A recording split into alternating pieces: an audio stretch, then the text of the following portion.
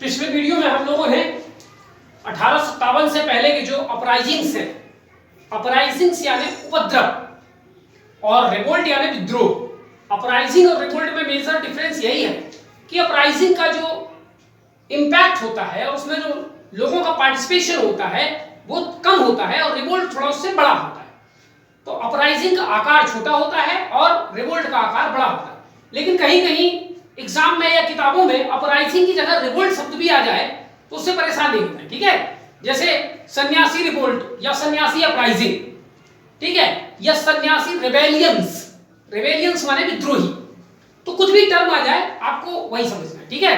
तो दो हमने पिछले वीडियो में कर लिया था, एक सन्यासी जो भारत का पहला विद्रोह है अंग्रेजों के खिलाफ, दूसरे नंबर पर फकीर, तीसरे नंबर पर पागलपंथी अपराइजिंग, पागलपंथी उपद्रव। 1825 में शुरू हुआ, 1850 तक ये चलता रहा, लगातार नहीं, ठीक है। छोट-मोट जो झड़पें हैं वो होती रहती बीच बीच में।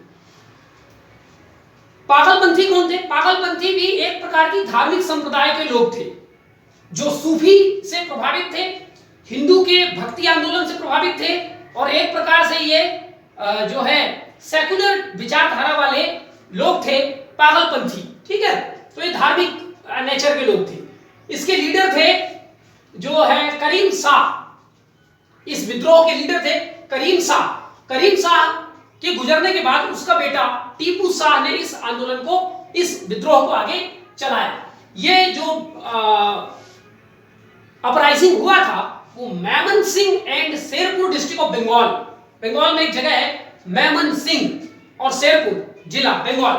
परीक्षाओं में जिला नहीं पूछा जाता लेकिन फिर भी मैंने लिख दिया है, बंगाल में है। आपको ये ध्यान रखना है, रीजन ध्यान रखना है, बहुत जरूरी है। Against oppressive tax regime. इस विद्रोह का कारण क्या था? जो वही शोषणकारी टैक्सेशन सिस्टम था अंग्रेजों का बंगाल में, ठीक है।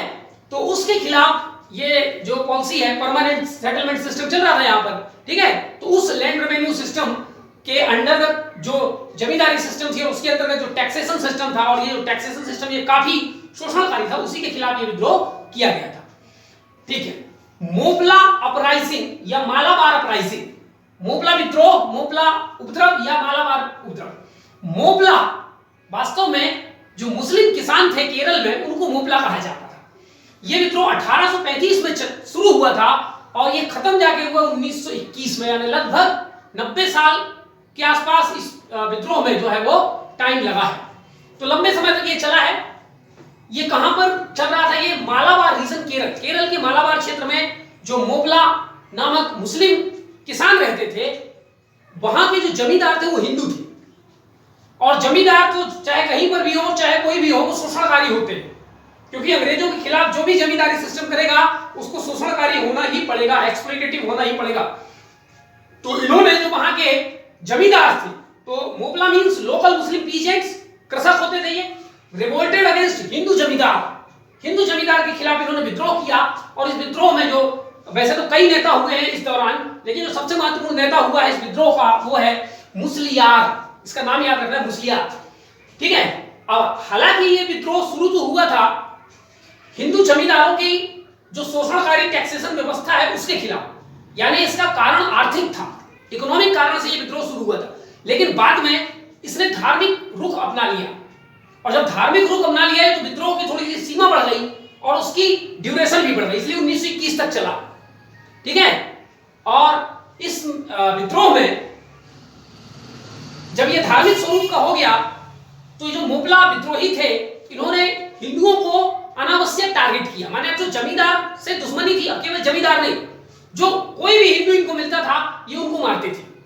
लगभग लॉर्ड कर्जन का स्टेटमेंट है कि 1921 तक 10,000 से ज्यादा हिंदू मारे गए, उनके बहुत सारे मंदिरों को गिराया गया, ठीक है। और 1921 में खुद गांधी जी ने अल्टीमेटली इसमें हस्तक्षेप किया था और इस विद्रोह को शांत करवाया था, ठीक है। तो यह धार्मिक नेचर का हो गया था। अगला है बेलूथम्पी अपराइजिंग। बेलूथम्पी एक व्यक्ति थे, देखते हैं 1808 और 9 में यह विद्रोह शुरू हुआ। ये बेलूथम्पी जो है त्रावणकोर के दीवान थे। इनके विद्रोह का कारण क्या था? जो बेलूथम्पी है, बेलूथम्पी जो दीवान है त्रावणकोर के, तो त्रावणकोर को सब्सिडरी एलायंस यानी सहायक संधि के द्वारा जबरन अंग्रेजी राज्य में मिला लिया गया था और उसी राज्य में ये दीवान थे। और जब उनका राज्य मिल गया अंग्रेजों के साथ, तो अब दीवानी सारा जो सिस्टम पुराना चल रहा था, अंग्रेजों ने उसको खत्म कर दिया। तो इनकी दीवानी सिर्फ भी खत्म हो गई, जिनको दीवानी अधिकार मिला था बेलूथम्पी को, खत्म कर दिया गया। इसलिए अपने समर्थकों के साथ बेलूथम्पी ने विद्रोह किया अंग्रेजों के, ठीक है।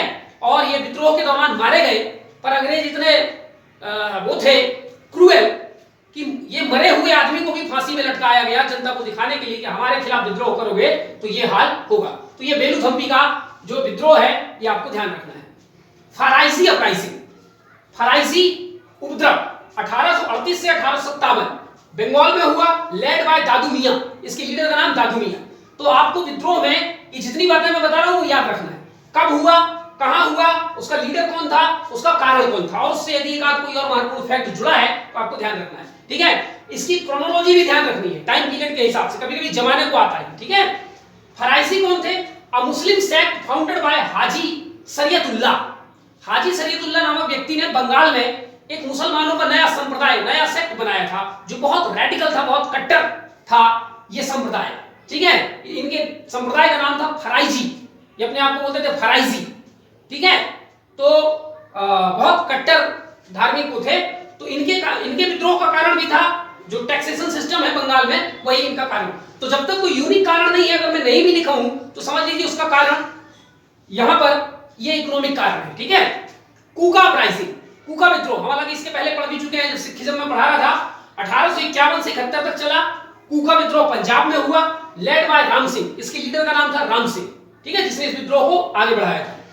कूका या नामधारी, कूका या नामधारी कौन है? अ सेक्ट ऑफ सिखिज्म। सफेद कपड़े पहनते हैं ये, ठीक है, और हथियार वगैरह रखते हैं। अ सेक्ट ऑफ सिखिज्म, सिखिज्म का एक संप्रदाय है। इस संप्रदाय को स्थापित करने वाले व्यक्ति का नाम था भगत जवाहर मल, या उनको सियान साहब भी कहा जाता था। इनके विद्रोह का कारण यह था कि पंजाब को अंग्रेजों ने, दो पंजाब युद्ध हुए हैं, एंग्लो सिख वार 2 बार हुए हैं। अल्टीमेटली 48 में पंजाब को मिला लिया गया था अंग्रेजी राज्य में। ये उसी का विद्रोह, उसी के खिलाफ इन्होंने विद्रोह किया था, ठीक है। तो यहां तक तो ये बड़े हो गए पॉलिटिको रिलीजियस नेचर के, यानी जिनका राजनीतिक धार्मिक चरित्र था, ये विद्रोह हो गए, ठीक है। अब हम देखते हैं uprisings by dependents of disposed ruler, यानी वे भारतीय शासक जिनके राज्यों को अंग्रेजों ने अपने राज्य में मिला लिया था, उनके जो डिपेंडेंट थे, जमींदार थे, सामंत थे, फ्यूडल्स थे, किसान थे, उनके द्वारा यदि कोई विद्रोह किया गया तो वो देखते हैं। उसमें पहला महत्वपूर्ण विद्रोह है रामोसी विद्रोह, ठीक है। 1822 से 1826 तक चला। ये सतारा, महाराष्ट्र के सतारा नामक जगह पे हुआ था। रामोसी कौन थे?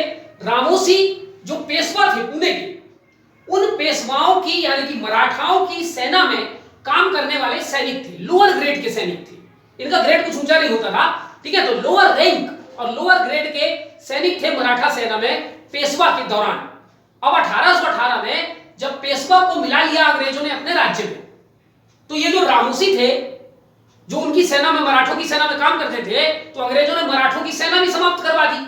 अब जब सेना समाप्त हो गई तो इनका रोजगार छिन गया, और जब इनका रोजगार छिन गया तो इनको गुस्सा आया अंग्रेजों के खिलाफ, और उन्होंने इसी के खिलाफ जो है वो विद्रोह किया, ठीक है। चलिए अगला देखते हैं, रत्नागिरी अपराइजिंग। रत्नागिरी महाराष्ट्र में एक जगह है, और यहां पर भी 1844 में जो है विद्रोह हुआ था, और उसका कारण भी यही था कि यहाँ के कुछ सामंत थे जो पहले अंग्रेजों के खिलाफ, जो पहले मराठों के अंडर में काम करते थे, ठीक है। लेकिन जब मराठों का राज्य धीरे धीरे अंग्रेज अपने में मिलाने लगे तो इनको दिक्कत हुई और इन्होंने अंग्रेजों के खिलाफ विद्रोह किया। और इस रत्नागिरी अपराइजिंग को करने वाले व्यक्ति का नाम था अन्ना साहेब, जो इसके लीडर थे, ठीक है। अगला है विजयनगरम अपराइजिंग। विजयनगरम अपराइजिंग 1794 में विजयनगर के राजा जो थे, ठीक है, उनकी जमींदारी छीन ली गई थी, इसके कारण उन्होंने विद्रोह किया था। अब हम देखते हैं कैपिटल सी में ट्राइबल अपराइजिंग। ये ट्राइबल अपराइजिंग बहुत इंपॉर्टेंट है, ठीक है। यानी जनजातीय लोगों के द्वारा, आदिवासी लोगों के द्वारा किए गए विद्रोह। अब आदिवासी लोग क्यों विद्रोह किए करेंगे अंग्रेजों के खिलाफ, इसको समझते हैं। भारत में अंग्रेजों के आने के पहले जो आदिवासी हैं, और उनके आने के बाद भी जंगल में रहते थे, शहरों से, इलाकों से दूर रहते थे, रिमोट एरिया में रहते थे। उनका लाइफ स्टाइल, उनका संस्कृति, उनका देवता को पूजने का तरीका, उनका खान पान, उनका रहन सहन, सब कुछ जो है कॉमन आदमी से, यानी जो आम आदमी होते थे उनसे डिफरेंट था। उनकी इकोनॉमी पूरी की पूरी फॉरेस्ट पर जो है वो डिपेंड करती थी, और वो अपने इलाकों में बाहरी लोगों को बिल्कुल भी ना बर्दाश्त करते थे, ना उनका हस्तक्षेप बर्दाश्त करते थे, लेकिन जब अंग्रेज आए तो अंग्रेजों ने फॉरेस्ट के लिए भी नियम कानून बनाए, फॉरेस्ट पर सरकारी कंट्रोल स्थापित किया, फॉरेस्ट को कटवा करके वहां पर सड़कें बनवाना शुरू किया, वहां पर माइनिंग की प्रक्रिया शुरू की। तो इन तमाम प्रक्रियाओं के कारण जो है वहां पर रहने वाले आदिवासी लोग थे उनको कई बार अपना जगह छोड़ना पड़ा, अपने जगह से डिस्प्लेस होना पड़ा। और अपने जगह से डिस्प्लेस होने का मतलब है अपनी एक पूरी बनी बनाई संस्कृति और अपने बने बनाए लोगों से थोड़ा सा दूर जाना। तो इसलिए इन्होंने विद्रोह किया। ठीक है, तो ट्राइबल्स लोग जो थे lived in forested and remote areas, जंगली और दूर क्षेत्रों में रहते थे। Having their own life style, उनका जीने का स्टाइल अपना खुद का था, उनका एडमिनिस्ट्रेशन का तरीका, उनका एग्रीकल्चर, उनकी इकोनॉमी, उनका कल्चर, सब कुछ उनके अपने हिसाब से होते थे। Suffered from land revenue system, इनको दिक्कत कैसे थी? अंग्रेजों ने जो लैंड रेवेन्यू सिस्टम लाया, क्रिश्चियन मिशनरीज, इन गरीब, चूंकि ये गरीब लोग थे और क्रिश्चियन सबसे ज्यादा टारगेट करते थे गरीब लोगों को पैसा देकर के क्रिश्चियन बनाने में, तो Christian missionaries, increasing demand of goods, अंग्रेज भारत में रेलवे वगैरह ला रहे थे तो रेलवे के लिए लकड़ियों की जरूरत थी, जहाज बनाना है तो लकड़ी की जरूरत थी। तो लकड़ी की डिमांड के कारण जंगल अंग्रेज तेजी से काट रहे थे, जंगल काटने के कारण डिफोरेस्टेशन हो रहा था, और डिफोरेस्टेशन होने के कारण जो वहां ट्राइब्स रहते थे उनको अपना इलाका, अपना जगह छोड़ करके जाना पड़ा। ठीक है, इन सबसे दिक्कत थी। इसके अलावा फॉरेस्ट एक्ट 1865 और 1878, दो फॉरेस्ट एक्ट अंग्रेजों ने बनाए।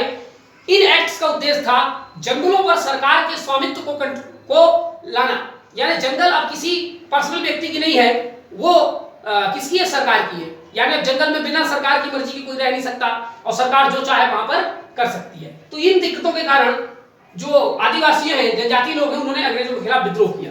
भारत में अंग्रेजों के खिलाफ ये जो विद्रोह है आदिवासियों के, 3 चरणों में हुआ है। पहला चरण 1795 से शुरू होता है 1860 तक। इस फेज में जो 2 महत्वपूर्ण विद्रोह हुए अंग्रेजों के खिलाफ, एक था संथाल विद्रोह, दूसरा खोंड विद्रोह।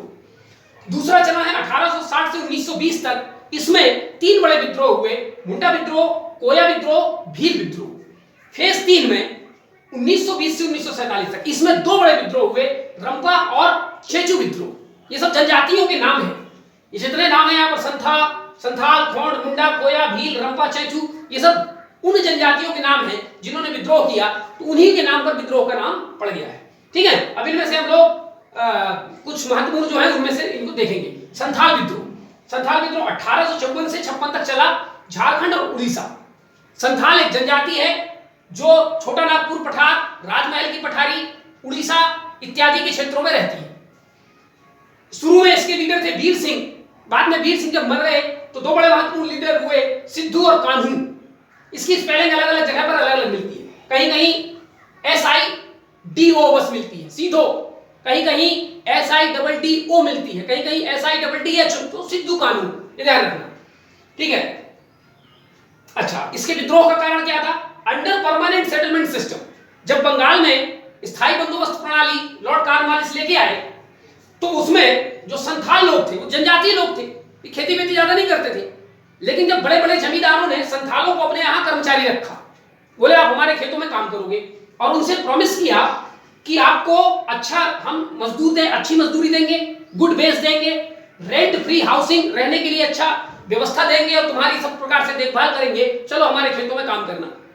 ठीक है, लेकिन जैसे कि जमींदारों का नेचर था, बाद में जमींदारों ने इनका बेच नहीं बढ़ाया, इनका शोषण करना शुरू कर दिया, और इसी खिलाफ जमींदारों के विरुद्ध अंग्रेजों जो है संथालों ने विद्रोह कर दिया। ठीक है, इस विद्रोह को अल्टीमेटली 1756 तक पूरी तरीके से दबा दिया गया। सिद्धू तो 55 में ही मर गया था ऑटोमेटिकली, कान्हू को फांसी की सजा दे दी गई, ये विद्रोह समाप्त हो गया।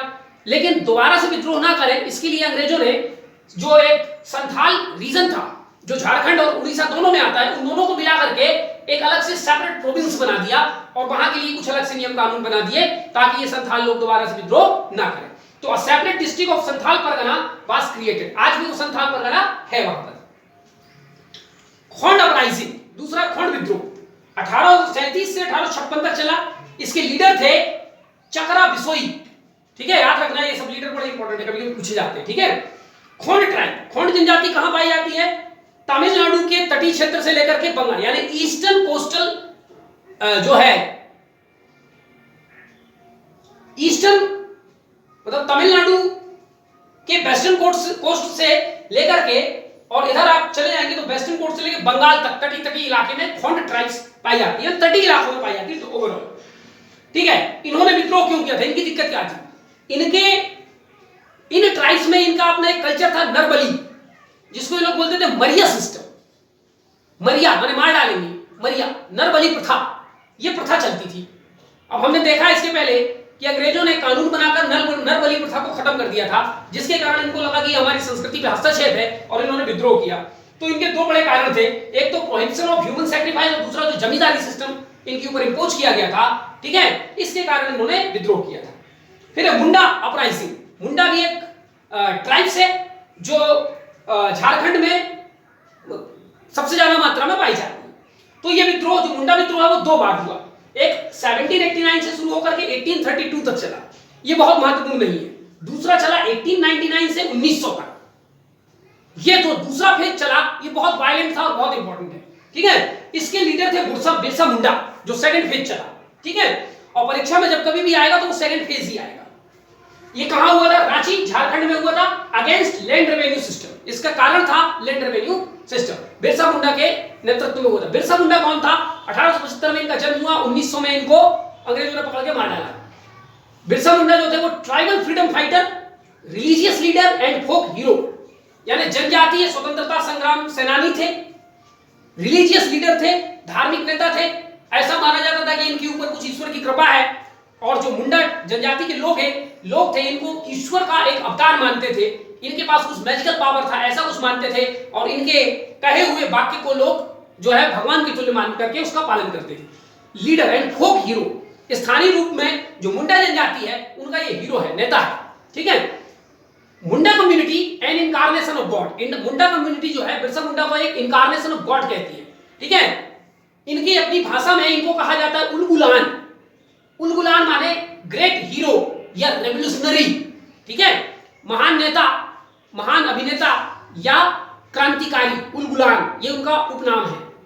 Portrait at parliament museum, Birsa Munda एकमात्र ऐसा आदिवासी व्यक्ति है जिसकी जो संसद में म्यूजियम है, संग्रहालय है, वहां इनकी मूर्ति लगी हुई है। इसके अलावा मध्य प्रदेश में, उड़ीसा में, झारखंड में, छत्तीसगढ़ में जहां जहां आदिवासी लोग पाए जाते हैं, इनके नाम पे नगर बसाए गए हैं, इनके नाम पे इंस्टीट्यूट है, इनके नाम पर एयरपोर्ट है, ऐसे कई जगह बिरसा मुंडा के नाम पर काफी चीजें हैं, इन पे फिल्में वगैरह भी बनी है, ठीक है। War cry of Bihar regiment, Bihar regiment जो भारतीय सेना का बिहार रेजिमेंट है, जब वो युद्ध का घोष करते हैं तो उनके युद्ध के घोष में नारा होता है बिरसा मुंडा की जय, ठीक है। तो ऐसे कुछ महत्वपूर्ण बातें आपको ध्यान रखनी है। अब अगला देखते हैं कोया अपराइजिंग। कोया भी एक जनजाति है, 1879 से 1880 तक चला। ये कोया जो जनजाति है ये गोदावरी डिस्ट्रिक्ट आंध्र प्रदेश में पाई जाती है, ठीक है। इनके लीडर का नाम है तोम्मा सोरा, ठीक, और कारण यही था लैंड रेवेन्यू सिस्टम। रंपा अपराइजिंग, रंपा एक क्षेत्र है आंध्र प्रदेश में, नॉर्दर्न आंध्र प्रदेश में एक क्षेत्र है रंपा, वहां रहने वाले लोगों को रंपा कहते हैं, ये आदिवासी है, जनजाति है। 1916 से 1924 तक चला नॉर्दर्न आंध्र प्रदेश में, और इसके लीडर का नाम था सीताराम राजू, बहुत इंपॉर्टेंट नेता, इनको अंग्रेजों ने पकड़ करके फांसी की सजा दे दी थी, ठीक है। इन्होंने किया था against forest act and money lenders. इनके विद्रोह का कारण था ये जो फॉरेस्ट एक्ट बनाए गए थे और जो साहूकार पनप रहे थे उनके खिलाफ ये विद्रोह किया गया था, ठीक है। Inspired from non cooperation movement, इधर गांधी जी 1921 में असहयोग आंदोलन चला रहे थे, उसी से प्रेरित ये भी एक विद्रोह सीताराम राजू के द्वारा। कभी कभी सीताराम राजू के पहले अल्लारू शब्द लगा रहता है तो कंफ्यूज नहीं होना है, अल्लारू सीताराम राजू, ठीक है, तो ये नाम याद रखना है। अगला है चेचू अपराइजिंग। चेचू एक जनजाति है जो कि नल्लामलाई हिल आंध्र प्रदेश में चेचू जनजाति पाई जाती है। यह विद्रोह 1921-22 में हुआ और इनके लीडर का नाम था के हनुमंथु। के हनुमंथु एक लीडर था इनके, और इनके विद्रोह का कारण भी फॉरेस्ट एक्ट था, और इन्होंने गांधी जी के नॉन कोऑपरेशन मूवमेंट से प्रभावित होकर के फॉरेस्ट सत्याग्रह, वन सत्याग्रह लॉन्च किया था चेचू विद्रोह के रूप में, ठीक है। चलिए अगला देखते हैं खासी रिवोल्ट। खासी, गारो खासी जयंतिया, 3 पहाड़ियां हैं मेघालय में, उस समय वो असम कहलाता था। तो असम के खासी जनजातियों द्वारा बाद में गारो जनजाति के लोगों ने भी और जयंतिया जनजाति के लोगों ने भी इसका साथ दिया, लेकिन अल्टीमेटली इसको खासी रिवोल्ट के नाम से जानते हैं। 1833 में शुरू हुआ, 43 में खत्म हुआ। असम में ये, असम आज का मेघालय में ये शुरू हुआ था। As a result of Anglo Burmese war, इसका कारण क्या था? एंग्लो बर्मीज वॉर 1839 में खत्म हुआ। ठीक है, फर्स्ट एंग्लो बर्मीज वॉर, मैं आपको पढ़ा चुका हूं इसके पहले। अब जब ये युद्ध हुआ तो ब्रह्मपुत्र घाटी पर कब्जा हो गया, जो उस समय बर्मा का था, उस पर कब्जा हो गया किसका? अंग्रेजों का। और अंग्रेज लोग वहां पर सड़क बनाने लगे। जब अंग्रेजों ने वहां सड़क बनाया तो यहाँ के रहने वाले जनजाति लोगों को दिक्कत हुई, क्योंकि वो उनका अपना इलाका मानते थे वो, और बाहरी लोगों को वो वहां पर परमिट नहीं करते थे, तो इसलिए उन्होंने विद्रोह किया। इसके जो लीडर थे वो थे तीरथ सिंह, TIROT, ये TIRUT स्पेलिंग कुछ भी हो, तीरथ सिंह इसका लीडर था। अगला है अहोम अपराइजिंग। अहोम अपराइजिंग ये भी असम में हुआ 1828 में, due to presence of British military in Assam. Assam में ब्रिटिश मिलिट्री वहां पर तैनात कर दी गई थी बर्मा से, क्योंकि युद्ध चल रहा था उस कारण, ठीक है। और इसके जो लीडर का नाम था गोमधर कुंवर, गोमधर कुंवर इसके लीडर थे। अगला हम देखते हैं सिगफोस, SIGPHOS, सिगफोस विद्रोह 1839 में शुरू हुआ असम में, और उसके लीडर का नाम था निरंग फिडू, ठीक है। तो ये कुछ महत्वपूर्ण विद्रोह हैं, कुछ और आगे हम लोग आगे करेंगे। ये परीक्षा की दृष्टि से बहुत इंपॉर्टेंट है, खासकर इसमें क्रोनोलॉजी आपको ध्यान रखना है, हर एक रिवोल्ट कहां हुआ, कब हुआ, उसका लीडर, ठीक है, और यदि कोई स्पेशल कारण है तो वो याद रखना है, ठीक है। तो अगला हम कुछ और रिवोल्ट्स देखेंगे। धन्यवाद।